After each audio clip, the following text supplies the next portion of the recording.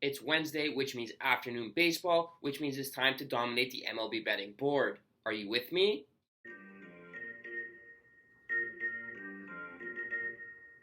What's up, sports fans? My name is Chris, and you are now rocking with the 5-Tool Podcast. We are a daily baseball betting show that touches on just about everything you want to know about Major League Baseball from a betting perspective.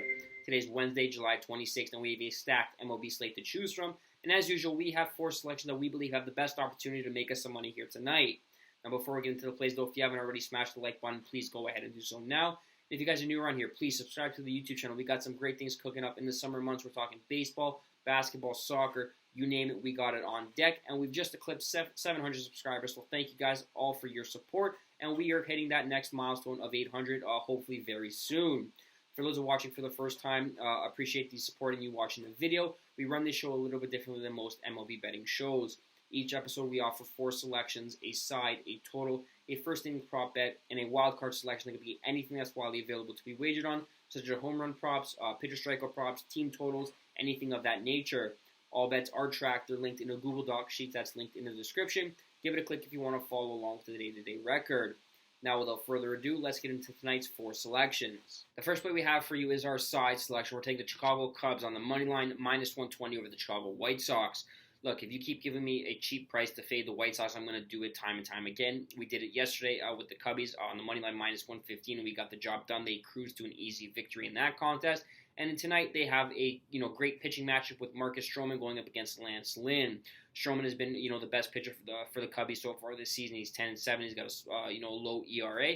He has been roughed up a bit of late, but he's coming off an outing against the Cardinals where he was roughed up for 4 runs. But I do believe against a weak-hitting White Sox lineup, he has what it takes to bounce back in a big way. As for Lance Lynn, he's been absolutely shelled over his last 2 starts. He's given up 14 hits, 10 runs, 6 home runs, 6 walks, and he's just been a gas can on the mound for the White Sox. And the White Sox simply don't give him any run support to boot. So we'd expect the Cubbies to have another smooth sailing type game and win this game easily at a great price of minus 115. The second play we have for you is our totals play. We're taking the under 9.5 runs in the Atlanta-Boston contest. The odds are minus 110.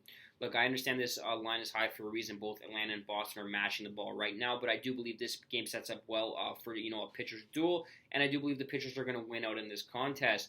Spencer Strider goes for Atlanta, and he's been nothing short of sensational all season long. He has had a bit of a dip in his form recently, giving 9 earned runs over his last 2 starts, but I do believe he's going to right the ship here against a Boston lineup that's littered with holes.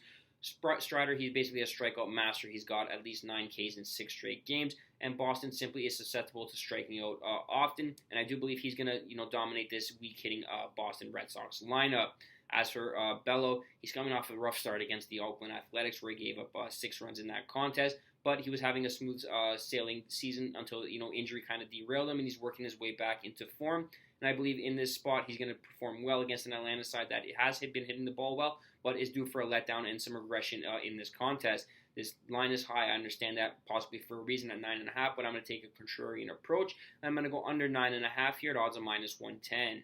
The third play we have for you is our first inning prop bet, and for it we are going back to Boston. We are taking the Atlanta-Boston no-run first inning here at odds of plus 105.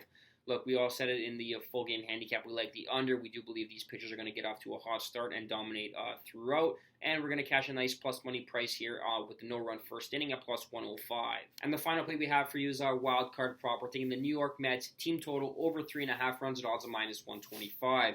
Look, we're going full fade of Carlos Rodon here. He's been absolutely brutal in his return to injury to start his shortened campaign. He's given up 12 earned runs in 3 starts, and the Mets, they're simply hitting the ball well right now. They've scored at least 5 runs in 6 of the last 7, including a big output yesterday against the Yankees in the game that they won easily.